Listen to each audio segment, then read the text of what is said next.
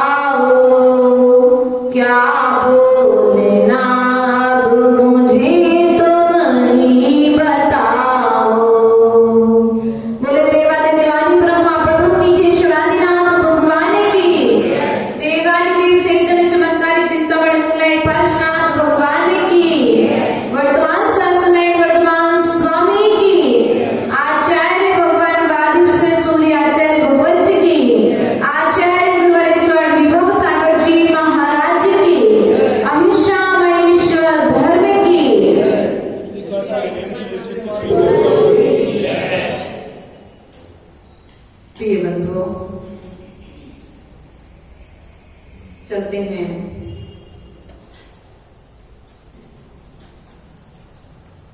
आचार्य भगवत बाध्य से आचार्य भगवान द्वारा रचित छत्र चूड़ामणि ग्रंथ, जिसमें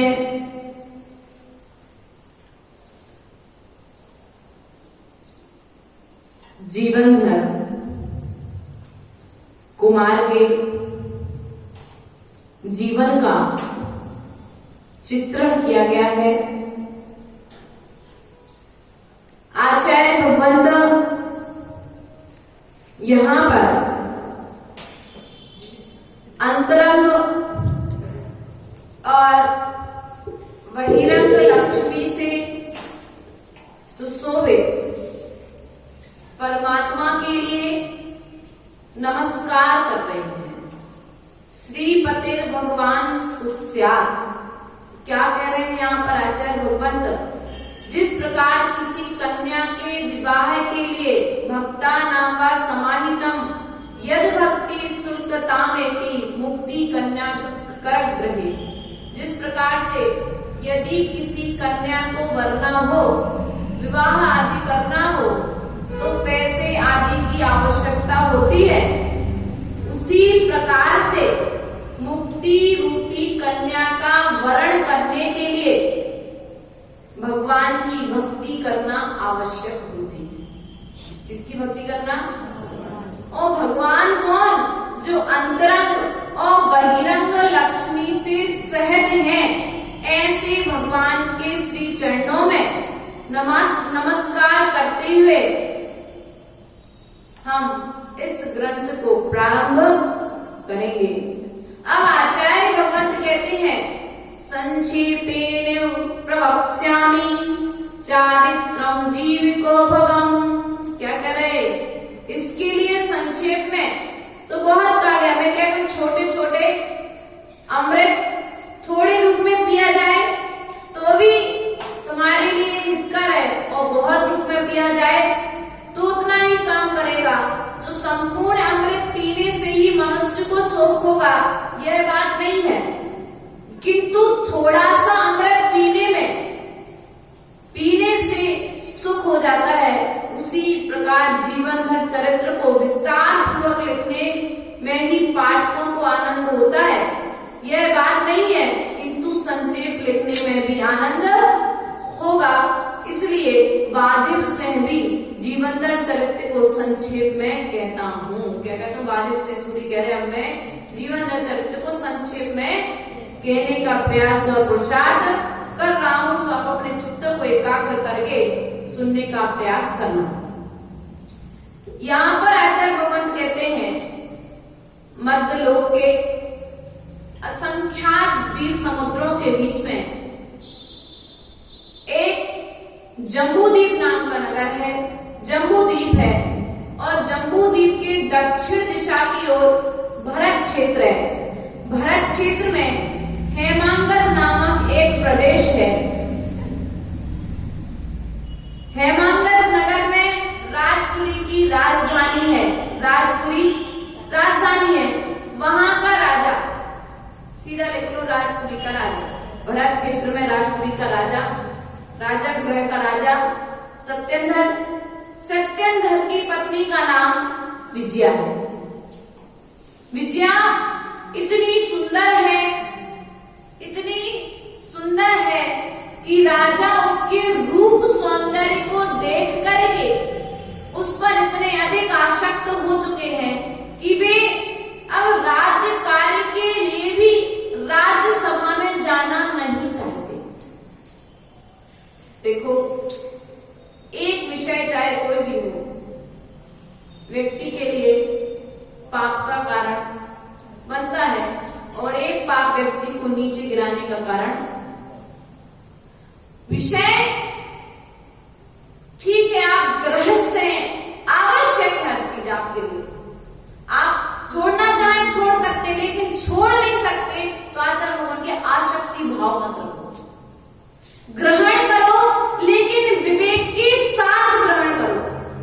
परंतु राजा सत्येंद्र अपनी विजया रानी में इतने लीन हो चुके हैं कि अब उन्हें राज्य की चिंता नहीं है।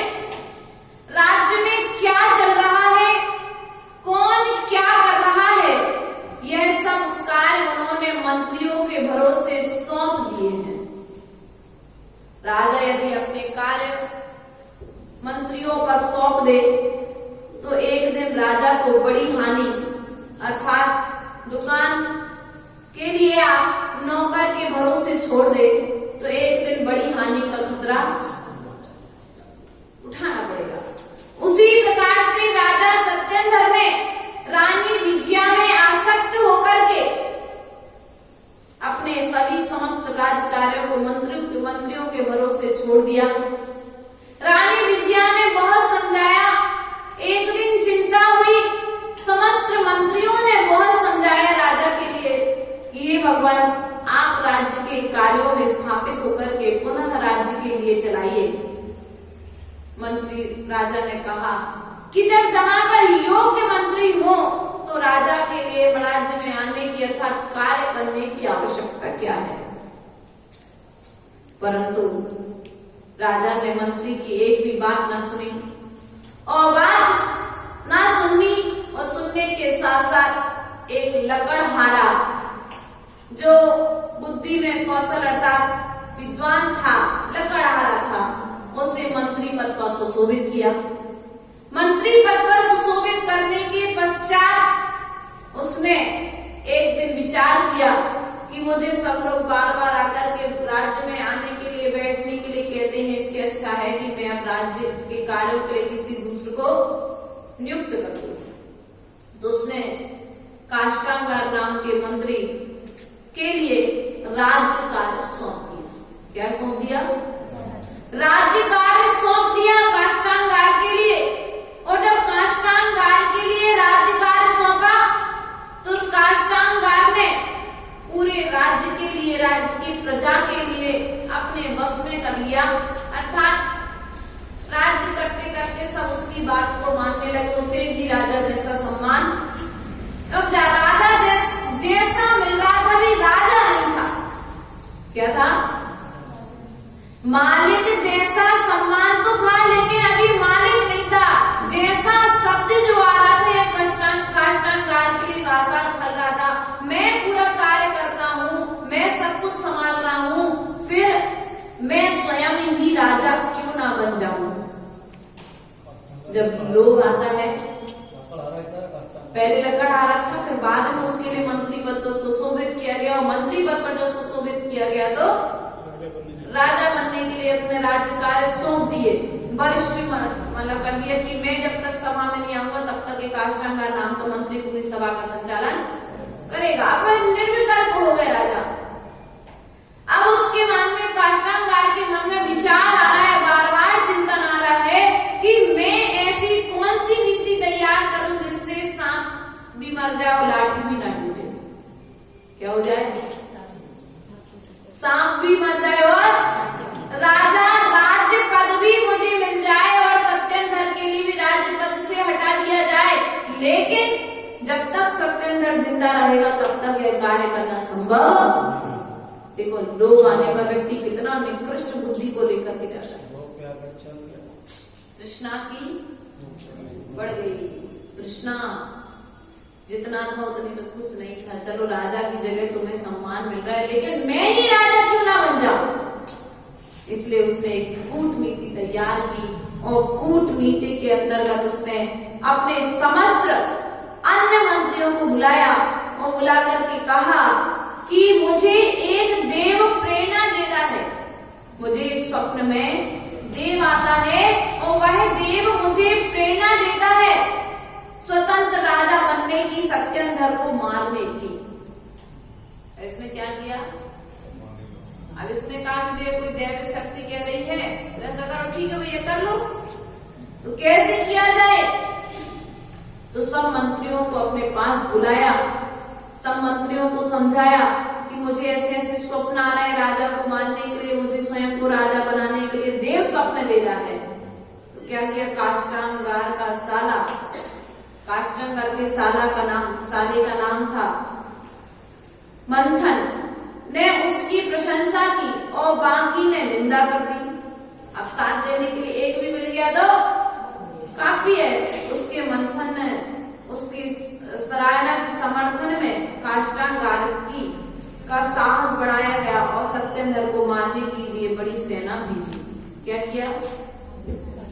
अब इसने युद्ध करने के लिए तैयारी की, इसने पहले से सब कुछ करके रखी थी।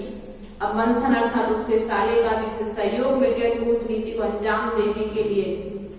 और जैसे ही उसका सहयोग मिला तो उसने क्या किया? फिर सत्येंद्र ने जब यह समाचार सुना कि विजया रानी गर्भवती है। कौन है? अभी तक, इसके पहले तक राजा सत्येंद्र को मालूम नहीं थे, तो विषय भोगों में लीन थे। तो इन्हें यहाँ पर ये सत्येंद्र काष्टांगार राजनीति तैयार कर रहा है, सेना तैयार कर रहा है, प्रजा को तैयार कर रहा है, नाना तरह से उपदेश दे रहा है। राजा को बाहर मतलब ही नहीं है क्या चल रहा है। वह कितने भी विषय भोगों में सुख में लीन रहो, लेकिन अपने बाहर कोई अपने लिए षड्यंत्र तैयार ना कर ले, इससे बच करके रहना, विश्वास सब पर करना। राजा बाहर में सब पर विश्वास करता है, लेकिन अंतरंग में किसी पर भी विश्वास ना करे। जैसे घर के पिता की स्थिति होती है उस प्रकार से, यदि घर को सुरक्षित चलाना है तो सब पर विश्वास करो, लेकिन एक बार देख लो कि सत्य पर विश्वास कर रहा है, क्या सत्य पर विश्वास कर रहा है। राजा ने विश्वास करके छोड़ दिया था अपना सब कुछ। छोड़ने के पश्चात में राजा एक दिन बैठा हुआ था सभागृह में। विजया रानी प्रातःकालीन समय में उन्हें कुछ स्वप्न आए। गर्भवती हो चुकी थी तो उन्हें स्वप्न आए। उन स्वप्नों में उन्होंने पहले स्वप्न में देखा एक अशोक वृक्ष नष्ट हुआ है। क्या हो रहा है? एक अशोक वृक्ष जड़ से नष्ट हो गया है। उसी अशोक वृक्ष में एक नवीन अशोक वृक्ष अंकुरित हो रहा है और जो नवीन अशोक वृक्ष है उसकी छोटी सी डाली पर 8 मालाएं टंगी हुई हैं। कितनी मालाएं टंगी हुई हैं? 8। प्रातःकालीन बेला में रानी ने अपने स्वप्न राजा सत्येंद्र के लिए सुनाए और जब स्वप्न राजा सत्येंद्र के लिए सुनाए तो राजा सत्येंद्र ने 2 सपनों का फल तो भली पूर्वक दे दिया कि आपके गर्भ में तेजस्वी अर्थात सभी को सुख देने वाला पुत्र उत्पन्न होगा और उस पुत्र की 8 पत्नियां होंगी। तीसरे स्वप्न का जो पहला स्वप्न था उसको फल नहीं बताया कि अशोक वृक्ष एक बड़ा सा अशोक वृक्ष वह जड़ से नष्ट हो रहा है। चुप रह गया राजा। वह राजा समझ गया कि यह जो जड़ से निकलता हुआ अशोक वृक्ष देखा है इसका फल है, यह मेरी मृत्यु का संकेत दे रहा है। अब राजा अंदर अंदर पछतावा कर रहा है कि मैंने मंत्रियों की बात मान ली होती तो मुझे अब मृत्यु कैसे होगी। जरूर कुछ ना कुछ राज्य में चल रहा है। राजा चिंतित हो गया और जब राजा चिंतित हुआ तो उस राजा ने सोचा रानी विजया गर्भवती हो गई है और अब आकस्मिक कभी भी आक्रमण हो सकता है। मेरी मृत्यु का स्वप्न से आया है, मेरी मृत्यु हो उसके पहले रानी में अपने वंश की परंपरा आगे चलती रहे, इसके लिए मैं रानी के लिए सुरक्षित करूं। तो रानी को सुरक्षित करने के लिए अर्थात गर्भ के बच्चे की रक्षा के लिए अपने सत्येंद्र राजा ने एक बाढ़ी को बुलवाया। किसको बुलाया? बाढ़ी जो लकड़ी के दरवाजे वगैरह बनाता है, उस बाढ़ी को बुलवाकर एक मयूर आकृति का यंत्र बनवाया। क्या बनवाया? मयूर बनाया और उस मयूर आकृति के यंत्र में विजया को बैठाया और विजया रानी को बैठाने के पश्चात उस विमान में उसे बैठाने के पश्चात कई बार आकाश मार्ग में उड़ाने का प्रयास किया और जैसे ही राजा सत्येंद्र को ज्ञात हुआ कि काष्टांगार सेना के साथ में आक्रमण करने वाला है, उसके पूर्व उसने विजया रानी के लिए उस विमान में चाबी भरकर के आकाश मार्ग में उड़ा दिया और यहाँ पर राजा सत्येंद्र काष्टांगार से युद्ध करने के लिए युद्ध भूमि में पहुंचे और युद्ध भूमि में जब पहुंचे राजा सत्येंद्र तो काष्टांगार ने उनके ऊपर हमला किया और हमला करने के पश्चात उनके हाथ से उनकी तलवार नीचे गिर गई। अब तलवार नीचे गिर गई है, इससे अच्छा है इस पापी के हाथ से मरने से अच्छा है कि मैं स्वयं ही यह सब कुछ छोड़ दूं। और राजा सत्येंद्र ने उस रणभूमि में उस युद्ध भूमि में वस्त्र आभूषण आदि त्याग करके ध्यान करके बैठ गए और ध्यान करके वे अपने देह को छोड़ करके अंगुली पर्याय को प्राप्त हो गए। संलेखना पूर्वक शरीर छोड़कर देव पर्याय को प्राप्त किया। किसको प्राप्त किया? देह पर्याय को, देव पर्याय को उन्होंने प्राप्त किया। देखो समय नहीं लगता व्यक्ति को बदलने में। एक तरफ तो कहाँ लीन था विषय भोगों में और दूसरे क्षण में किस काष्टांगार के हाथों से मरने से अच्छा है स्वयं युद्ध में गया और बहुत समय हो रहे युद्ध को देखकर, जनहानि को देखकर उसे वैराग्य प्राप्त हो गया। क्या हो गया? जब उसने युद्ध देखा तो क्या हुआ? उसे दुख हुआ कि यार युद्ध में जिसमें इतने सिपाही मर रहे हैं, इतने सैनिकों की जबरदस्ती में मौत हो रही है, इससे अच्छा है कि युद्ध ना किया जाए। और युद्ध भूमि में जाकर के वे क्या हो गए, संलीन नफर एक तरफ जाकर जिन्होंने एक स्थान पर जाकर के अपनी वस्त्र आभूषण आदि को त्याग कर दिया और संलेखना पूर्वक मरण करके देव पर्याय उन्होंने प्राप्त किया। यहाँ पर रानी विजया के लिए इन्होंने मयूर विमान में बैठा करके छोड़ा था, तो वह विजया रानी का विमान भी जाकर के शमशान भूमि में ठहर गया। जैसे ही शमशान भूमि में जाकर के विजया रानी का विमान ठहरा और कुछ ही समय पश्चात प्रसव की वेदना के कारण रानी विजया ने सत्येंद्र कुमार के लिए जन्म दिया। और जन्म देते समय एक विजया रानी के पास में एक चंपकमाला नाम की देवी जिसने गाय का रूप बनाया, चंपक माला नाम की देवी ने गाय का रूप बना करके उस विजया के समीप जाकर के पुत्र प्रसवादि में सहयोग किया और विजया को समझाकर उस पुत्र के पालन की चिंता मत कर, एक कुलीन व्यक्ति इस पुत्र का राजनीति से पालन करेगा। उस देवी ने अपने अवधि ज्ञान के बल पर बता दिया कि ये विजया रानी तू चिंता मत कर, भले ही तेरा पति नहीं है, तुम्हारे पुत्र का जन्म कहाँ राजा के महलों में जन्म होना था और कहाँ पर शमशान भूमि में जन्म हो रहा है। ये सब पाप और पुण्य का ही तो संकट, कहाँ जन्म गर्भ में आने से संकट प्रारंभ हो गए, ये भी कैसा जीव का पुण्य है। कहाँ राजा के महल में जन्म होना था, कहाँ पर कितने उत्सव के साथ उसकी बधाइयां होने थी, कहाँ शमशान भूमि में एक तरफ पिता के लिए देह छोड़ करके जाना अर्थात वैराग आदि को प्राप्त हो जाना और एक जगह माता का शमशान भूमि में जन्म लेना और जन्म के साथ ही माता का छूट जाना।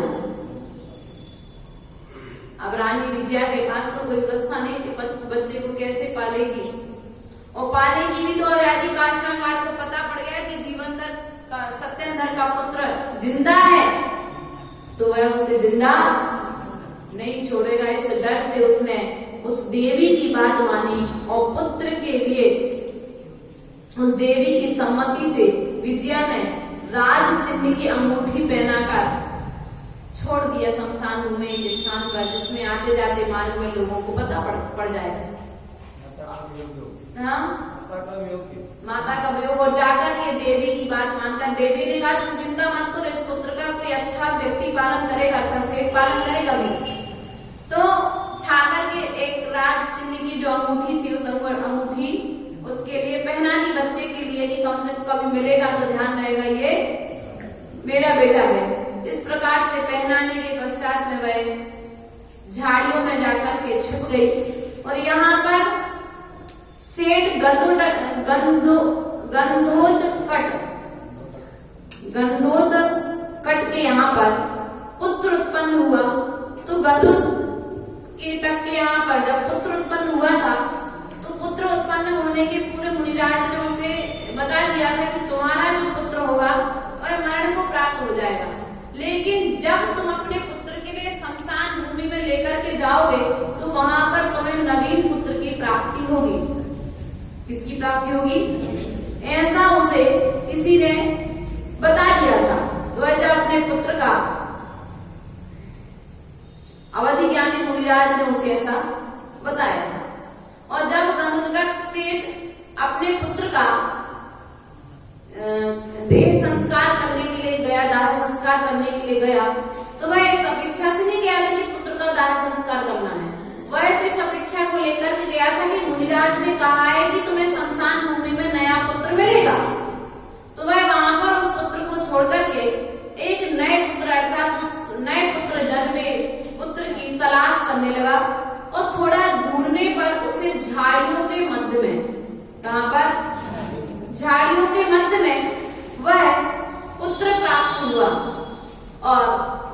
सेठ उसे ले जाने लगा तो माँ ने उसे जीव कह करके पुकारा। किसने? विजया ने जीव कह करके पुकारा। इसी कारण से जीव कह करके आशीर्वाद दिया, जिससे उसका नाम राजा गंधोदकट ने उसका नाम जीवनधर रखा गया। क्या रखा गया? जीवनधर रखा गया। और अब यहाँ पर जब पुत्र लेकर के आए तो अगर सुनंदा नाम की जो पत्नी थी, सेठ की पत्नी का नाम था सुनंदा, यदि सुनंदा को यह बात पता पड़ेगी कि यह पुत्र मेरा नहीं है तो कोई दूसरे का पुत्र उठा करके लाए हैं, तो ऐसे स्वीकार नहीं करेंगे। तो सेठ जब आया तो सेठ ने अपनी पत्नी से कहा कि अरे तुम क्या करती हो, ये पुत्र तो जिंदा है और तुमने इसे मृत घोषित करके शमशान भूमि भेज दिया। रोती हुई सुनंदा चुप हो गई और उस पुत्र के पालन पोषण में निरंतर लग गई। उसका मन उसमें लगने लगा और उस घर में जहां मातम छाया हुआ था वहां पर खुशियां छा गई। देखिए, विचार करिए, जीवन में किसके जीवन में कहां से संकट आ जाएगा और किसके जीवन में कहां से खुशियां आ जाएंगी, इसका कोई भरोसा। इसलिए आचार्य भगवंत कहते हैं धैर्य मत छोड़ो, धैर्य हमेशा अपने पास में रखो, हर समस्या का समाधान मिल जाएगा। हर समस्या का समाधान हमारे पास में है। हर समस्या सुलझेगी, आप लड़ना छोड़ दो, हर मंजिल मिलेगी। बस याद है आचरण, याद तो आपको हमसे ज्यादा है। अच्छी अच्छी कहानी, अच्छी अच्छी कविताएं, अच्छे अच्छे भजन सब कुछ याद है, लेकिन आचरण पूर्णमती माता जी के शब्द, पूर्णमती माता जी के शब्द हैं, याद हैं, लेकिन फिर क्यों धैर्य खोते हो? इसलिए प्रिय बंधुओं, इस कहानी से हमने आज जितना चैप्टर सुना है, इस कहानी से हमें इतनी शिक्षा मिलती है कि जीवन में राजा भी कभी रंग बन सकता है और रंग भी कभी राजा बन सकता है। दुख को सुख और सुख को दुख रूप होने में समय नहीं लगता है। व्यक्ति का पालन, परिवार का पालन हम नहीं करते हैं, उसका पालन उसका पुण्य कराता है। इसलिए देखो, जीवनधर कुमार का जन्म भले ही शमशान भूमि में हुआ हो, लेकिन जैन धर्म के अनुसार पालन करने वाला गंधोदकट सेठ और सेठानी सुनंदा उस पुत्र का पालन करेंगे। किस प्रकार से उस पुत्र का पालन होगा, किस प्रकार से वह बच्चा आगे बढ़ करके अपनी नीतियों का पालन करने वाला होगा, इस बात को हम कल पुनः समझने का प्रयास करेंगे। आचार्य भगवान संकट जी महाराज, जीवनधर कुमार जिनवाणी के ज्ञान से सदा देखो जिनवाणी भारती तुझ पुत्र प्रेम जो तेरा शरणागय जो पावे सुख चैन।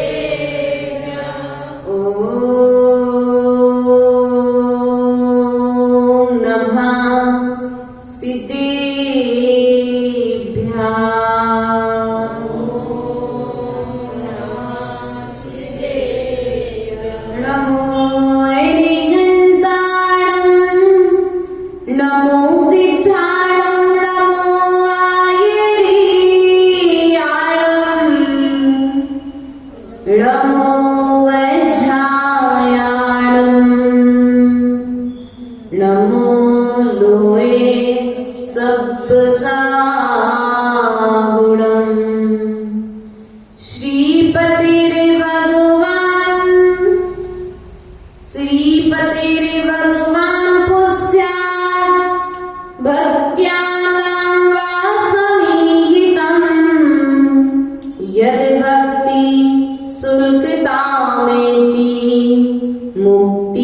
कन्या करग्रहे संक्षेपेण प्रवक्ष्यामि चारित्रं जीविकोद्भवम् पीयूषेण हि निःशेष पिबन्नेव सुखायते गुरुवापान्तरो नित्यं ज्ञानदर्शननायिका चारित्राण गंभीर मोक्षमार्गोपदेशिका। बोले देवादिदेव आदि ब्रह्मा प्रथम तीर्थेश्वर आदिनाथ भगवान की, देवादिदेव चैतन्य चमत्कारी चिंतामणि मूलाई पार्श्वनाथ भगवान की, देवादिदेव वर्तमान शासन वर्तमान स्वामी की, परम पूज्य आचार्य भगवान वादी भूषण सूरी की, आचार्य गुरुवर विभव सागर जी महाराज की, अहिंसामय विश्व धर्म की। ह्रीम श्री सिद्ध श्री माता जी की जय। प्रिय बंधुओं, हम सभी महापुरुष जीवनधर कुमार का जीवन चित्रण हमारी जीवत्व शक्ति को जागृत करने वाला ऐसे महापुरुष का जीवन चरित्र हम यहाँ पर पढ़ रहे हैं और आप सभी सुन रहे हैं। कल हम सभी ने देखा था जीवनधर कुमार का जन्म भरत क्षेत्र के राजगृही नगरी में हुआ। राजा सत्येंद्र रानी विजया के राज्य में जिन्होंने जन्म लिया और जन्म से ही उनके जीवन में कितने महान महान कष्ट उनके ऊपर में आ रहे हैं।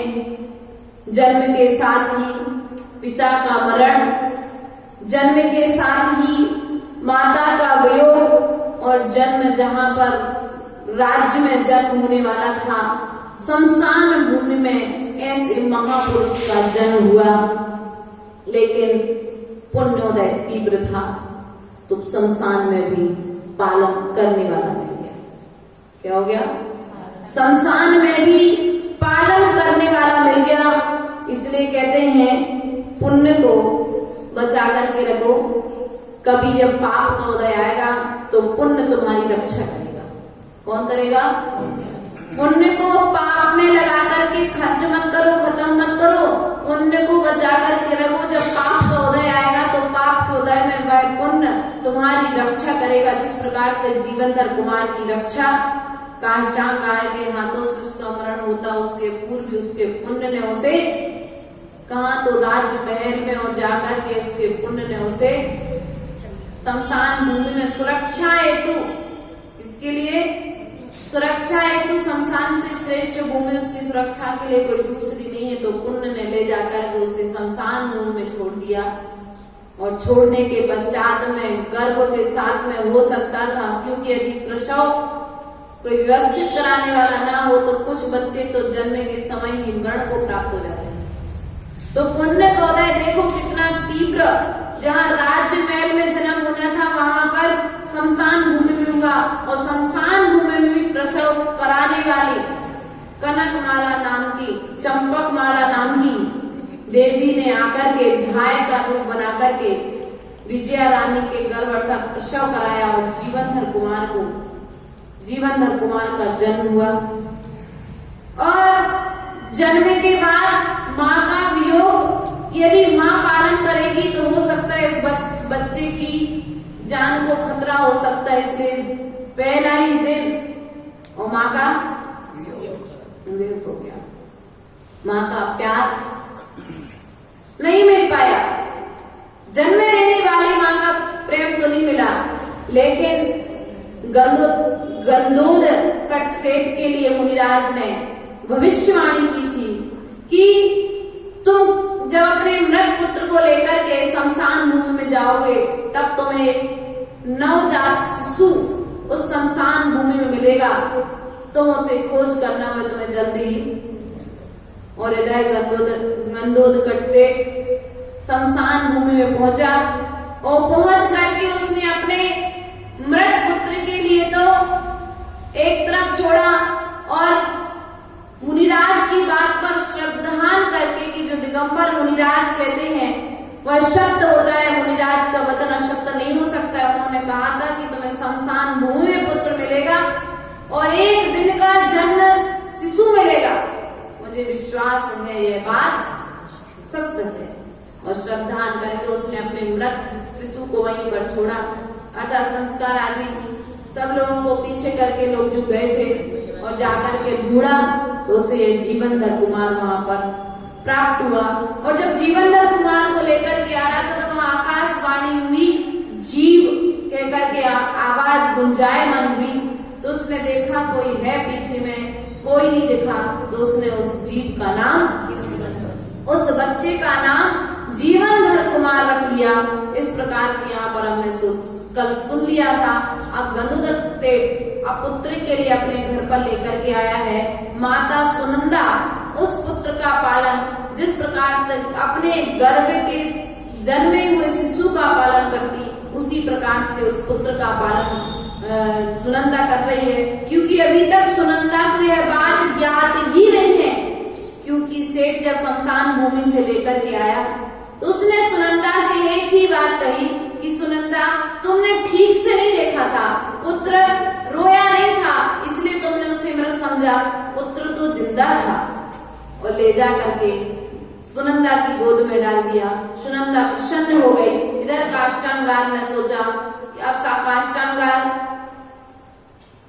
सत्येंद्र ने तो युद्ध छोड़ करके शमशान भूमि वहां पर युद्ध भूमि में ही क्या कर लिया था, व्रत आदि लेकर के दीक्षा लेकर के स्वर्ग आदि को प्राप्त कर लिया था। वह युद्ध को छोड़ करके वहीं पर जाकर के तप आदि करने के लिए बैठ गया था और कर्मों से रहित होकर स्वर्ग आदि को प्राप्त हो गया था। यहाँ पर काष्टांगार अपनी विजय को उत्सव मना रहा है और रानी सुनंदा अर्थात सेठानी सुनंदा अपने पुत्र के जन्म का महोत्सव मना रहे हैं बड़े जोर तोड़ से। देखो भले कहीं जन्मा कहीं पहुंचा, लेकिन उत्सव पुण्यात्माओं का उत्सव तो मनाया ही जाता है। लेकिन काष्टांगार सोच रहा है कि मेरी विजय हुई है इसलिए सेठ उत्सव मना रहा है। क्या कर रहा है? उत्सव मना रहा है। तो वह क्या करता है, सेठ गंधोदर के लिए बुलाता है और बुला करके उनके लिए बहुत सारा धन वैभव देता है कि भैया तुम मेरी विजय में इतने खुश हो रहे हो, तुम भी मेरी विजय को उत्सव मना रहे हो, तो मैं तुम्हारे लिए उपहार में देता हूँ। वहां पर सेठ के लिए नाना तरह के उपहार दिए जाते हैं। और यहाँ पर सुनंदा आदि सभी मिलकर के पुत्र का जन्म का उत्सव मना रहे हैं। देखो पुण्य पुरुष जहाँ पर जन्म लेते हैं वैभव वहां अपने आप आ जाता है। क्या करता है गंधोदर सेठ? क्या उसका कैसा पालन होगा यह नहीं पता, लेकिन उसके पालन में लगने वाला जितना वैभव था, उसकी सुरक्षा में जितना वैभव लगने वाला था, काष्टांगार ने भले ही किस रूप में दिया, क्या समझ करके दिया, लेकिन वह उस पुत्र के पालन में उसी राज्य से निकल करके सेठ के घर में। इसलिए हमें चिंता नहीं करनी चाहिए हमारा कौन करेगा, हमें कौन देगा। तुम्हारे भाग में होगा तो तुम्हारे शत्रु के घर से निकल करके तुम्हारे पालन के लिए वस्तु, जैसे जीवनधर कुमार के जीवन में ऐसा हुआ। इसी क्रम को आगे बढ़ाते हुए यहाँ पर आगे आचार्य भगवंत कहते हैं कि अब रानी सुनंदा, सेठानी सुनंदा अपने पुत्र का पालन बहुत अच्छे तरीके से कर रही थी और पालन पोषण करते करते जीवनधर कुमार 5 वर्ष के हो गए। कितने वर्ष के हो गए? 5 वर्ष के हो गए। और उनके लिए नाना तरह की यथाविधि विद्या संस्कार किया गया। इसका भी एक संस्कार होता है। और वहां पर एक आर्य नंदी मुनिराज, आर्य नंदी गुरु पधारे और उन आर्य नंदी गुरु से उन्होंने उनके लिए जीवनधर कुमार के लिए आर्यनंदी गुरु के अंडर में करके उनके लिए सौंप दिया गया कि आप इन्हें विद्या अध्ययन कराइए। और इसी के साथ साथ गंधोदकट सेठ पर राजा काष्ठांगर प्रसन्न तो था ही, तो उसने राज्य में और जितने बच्चे थे उन सबके पालन पोषण की जिम्मेदारी सेठ के लिए दे दी। तो जीवनधर कुमार देखो, राजा का पुत्र था, राजा के पुत्र के साथ नगर के सभी बच्चे होते हैं, उसी प्रकार से देखो अकेला सेठ का नहीं होकर के वो सब बच्चों के साथ खेलने लगा, रहने लगा और विद्या अध्ययन के लिए आर्यनंदी गुरु के पास में इस सभी पुत्र प्रजा के जो पुत्र थे उनके लिए भी और जीवनधर कुमार के लिए सौंप दिया गया। आर्यनंदी आचार्य आर्यनंदी ने उन्हें समय समय पर धनुष विद्या आदि तरह की बहुत सारी विद्याएं ग्रहण कराई और विद्या के साथ साथ में उन्हें विनय का और सेवा का पाठ भी सिखाया। और उसके पश्चात में जब ये विद्या अध्ययन पूर्ण हो गई तो पूर्ण होने के बाद में एक दिन आर्यनंदी मुनिराज ने अपनी कहानी जीवनधर कुमार के लिए सुनाई। जीवनधर कुमार ने पूछा कि आपका और मेरा सहयोग कैसे हुआ, आपने मुझे विद्या देने का निश्चय कैसे किया? तो माता पिता ने कहा इसलिए कि और भी कोई कारण था। तो आर्यनंदी ने कहा कि सुनो, मैं तुम्हें एक मुनिराज की कहानी सुनाता हूँ। तो आर्यनंदी मुनिराज कहते हैं इसी राज्य में विद्याधर लोक में लोकपाल नाम का राजा रहता था। कौन से लोक में? विद्याधर लोक में एक लोकपाल नाम का राजा रहता था। और वह लोकपाल राजा एक दिन अपने छत पर बैठा हुआ था, मतलब अपने महल की छत पर बैठा हुआ था और उसने अकस्मात मेघों को देखा। किसको देखा? मेघ मतलब बादल को देख करके, जैसे बादल में एक आकृति बनी और आकृति बन करके वह आकृति मिट गई, विलीन हो गई। तो उसने उस आकृति को देख रहा था, देखो कितनी सुंदर आकृति बनी है। जैसे कभी कभी अपन देखते हैं ना आकाश में, कभी नीला आकाश दिखता है, कभी लाल आकाश दिखता है, कभी सतरंगी दिखता है। तो बहुत सारी चीजें ऐसे उसे दिखी और देखते देखते वह सब कुछ नष्ट हो गए। तो उसने उस बादल को नष्ट होता देख करके उसने विचार किया कि ऐसे मेरा जीवन है और जीवन को नश्वर समझ करके वह राजा लोकपाल वैराग्य प्राप्त हो गया। किसके लिए प्राप्त हो गया? वैराग्य के लिए प्राप्त हो गया। और उसने अपना समस्त राज्य अपने पुत्र को देकर के, किसको देकर के? अपने पुत्र को देकर के मुनि बन गया। वह कौन? राजा लोकपाल अपना समस्त राज्य अपने पुत्र को देकर के मुनि बन गया। और जब वह मुनि बन गया तो मुनि बनने के पश्चात में राजा लोकपाल के लिए अर्थात उन मुनिराज के लिए भस्मक व्याधि रोग हो गया। क्या हो गया? भस्मक व्याधि जब उन्हें रोग हो गया तो अब क्या किया जाए? उन्होंने उस भस्मक व्याधि के समापन के लिए, समन के लिए गुरु आज्ञा को धारण करते हुए मुनि भेष को त्याग करके अपने भूख के समन के लिए यत्र तत्र विचरण करने लगे। और विचरण करते करते वे राजा लोकपाल एक दिन राजगृही नगर में पहुंचे। और जब राजगृही नगर में पहुंचे तो राजा सेठ गंधोदक ने उनके लिए नाना तरह के भोजन अर्थात भोजनाट अपने घर में बुलाया। और जब घर में बुलाया तो रसोइये ने उस राजा लोकपाल के लिए अर्थात उन मुनिराज के लिए घर का सारा भोजन करा दिया, लेकिन उन मुनिराज का पेट नहीं भरा। ऐसा करते करते अब गंधोदक सेठ का पुत्र जीवनधर कुमार वहीं पर बाजू में बैठा हुआ भोजन कर रहा था। और उस जीवनधर कुमार ने उन मुनिराज के लिए अर्थात राजा लोकपाल के लिए या भस्मक व्याधि से पीड़ित पाखंडी गुरु के लिए अपने हाथ का जूठा जो लड्डू वो खा रहे थे वो लड्डू उनने उनके लिए दे दिया, या अपने हाथ का ग्रास उनके लिए दे दिया। उसके हाथ का ग्रास खाने से उन मुनिराज की वह भस्मक व्याधि दूर हो गई, वह उनकी भूख समन हो गई।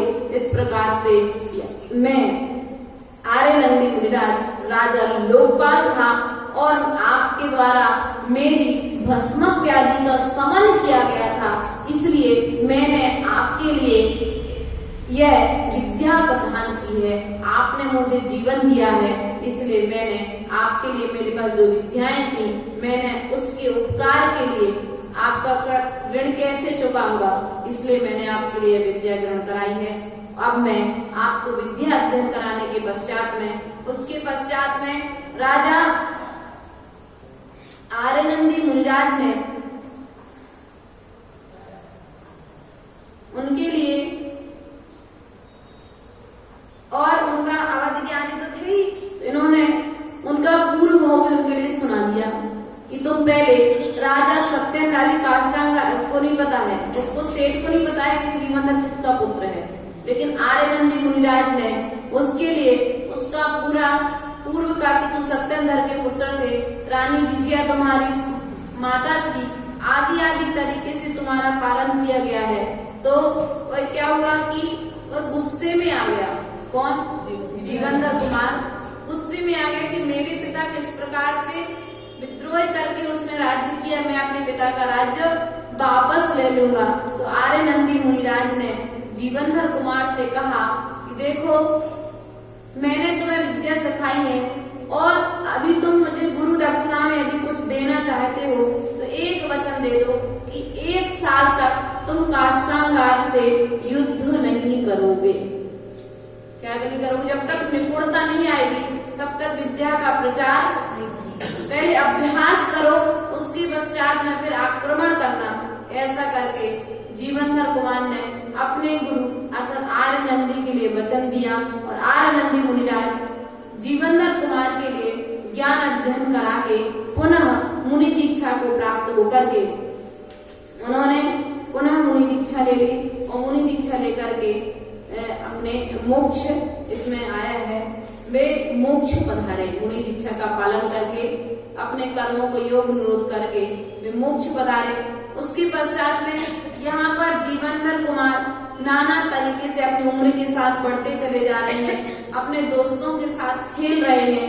खेलते खेलते उसी राजा ग्रह नगरी में एक गोपाल नाम का ग्वाला रहता था। कौन रहता था? गोपाल नाम का ग्वाला रहता था। उस गोपाल नाम के ग्वाले की गायों को भीलों के राजा ने ले लिया था। कुछ उनका विवाद चल रहा था आपस में, तो उसने गोपाल की पूरी गायें छुड़ा ली थी। तो अब इन गायों को कौन छुड़ाए? तो काष्टांगार ने जब निवेदन किया गोपाल ने कि मेरी गायें आप छुड़वा दीजिए, तो कि राजा का कर्तव्य होता है प्रजा पे यदि कोई संकट आए तो उस संकट का निवारण करना। प्रकाश जी, उस राजा का कर्तव्य होता है यदि प्रजा पे कोई संकट आए तो उसका निवारण करना। राजा काष्टांगार ने बहुत सारी सेना भेजी। कौन भेजी? बहुत सारी सेना भेजी, लेकिन कोई भी उन भीलों के सरदार से उन गायों को छुड़ा करके नहीं लेकर के आया। और यह समाचार पूरे नगर में फैल गया।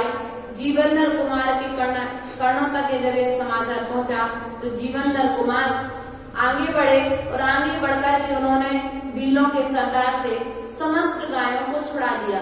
यहाँ पर नंद गोपाल ने घोषणा की थी कि नंदगोप ने घोषणा की थी कि जो मेरी गायों को छुड़ाकर खिलाएगा मैं उन्हें बहुत सारा धन दूंगा, अर्थात स्वर्ण की 7 पुतलियां दूंगा और शहर में अपनी पुत्री गोविंदा का विवाह कराऊंगा।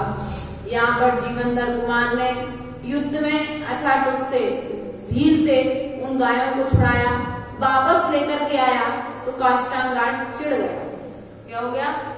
काष्टांगार कि मेरी इतनी बड़ी सेना उन गायों को छुड़ा करके नहीं ला पाई और ये जीवनधर कुमार अकेला लेकर के आ गया। कोई बात नहीं, लेकर के आ गया। उसके मन में अंदर से तो जीवनधर के प्रति घृणा उत्पन्न हो गई। इधर पर राजा नहीं क्या बोलते हैं, नंद गोप अपनी कहे वचन अनुसार अपनी पुत्री और सोने की 7 पुत्रियां देने के लिए तैयार था कि जीवनधर कुमार ने उसे अपने योग अर्थात अपने जाति के अनुसार उत्कृष्ट ना मान करके उसे, जैसे ही नंद गोप ने विवाह हेतु जलधारा छोड़ी कि तू जीवन धन ने उसके साथ विवाह करना उचित नहीं समझा, क्योंकि महापुरुष जो होते हैं वे बराबरी में विवाह करते हैं, नीची जाति में विवाह नहीं करते हैं। तो उस ग्वाले की पुत्री का उसने अपने मित्र गोविंदा का विवाह, गोविंदा जो पुत्री थी नंद गोप की, उसका विवाह अपने मित्र पद्मश्री के साथ, जो गायों को पालने वाला वो भी एक ग्वाला था, दोनों का विवाह करा दिया। और कराने के पश्चात में दोनों सुख पूर्वक वहां पर रहने लगे। आचार्य भगवत यहाँ पर कहते हैं जीवन में कठिनाइयां कितनी भी आ जाए, लेकिन हमें उस कठिनाइयों से डरना नहीं चाहिए। इतना सब सुनने का फायदा देखो, आर्यनंदी मुनिराज के जीवन में भी कठिनाइयां आई।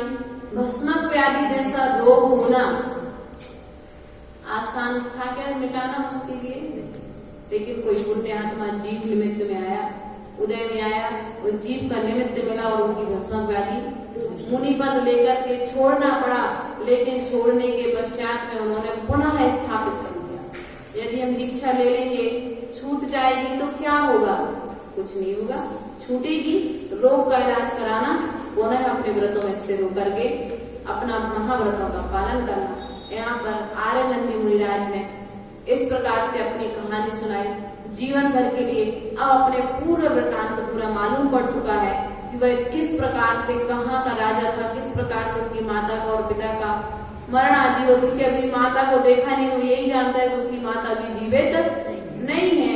अब वह आगे बढ़ता चला जा रहा है और आगे तीसरे पर्व में आचार्य भगवान क्या बताएंगे, इस बात को हम सभी कल समझने का और जानने का प्रयास करेंगे।